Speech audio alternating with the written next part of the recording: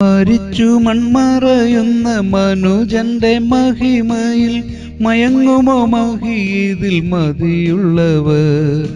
മരിച്ചുയർത്തേശുവിൻ്റെ മഹിമ നീ കണ്ടുകൊള്ളുക, മടുത്തു പോകില്ലവനോടടുത്തുകൊള്ളുക. സങ്കീർത്തനം 146:3. നിങ്ങൾ പ്രഭുക്കന്മാരിൽ ആശ്രയിക്കരുത്, സഹായിപ്പാൻ കഴിയാത്ത മനുഷ്യപുത്രനിലും വരുത്.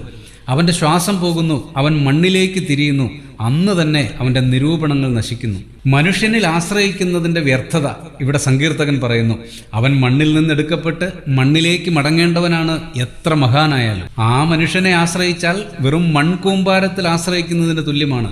എന്നാൽ ആശ്രയിക്കാവുന്ന ഒരു വ്യക്തിത്വത്തെ രചയിതാവ് ചൂണ്ടിക്കാട്ടുന്നു. യാക്കോബിന്റെ ദൈവം, പ്രപഞ്ച സൃഷ്ടാവ്, നീതിയുള്ള ന്യായാധിപതി. പ്രിയരെ, എന്നേക്കും വാഴുന്ന ഈ സർവ്വവല്ലഭനിലായിരിക്കട്ടെ നമ്മുടെ ആശ്രയം. പ്രാർത്ഥിക്കാം.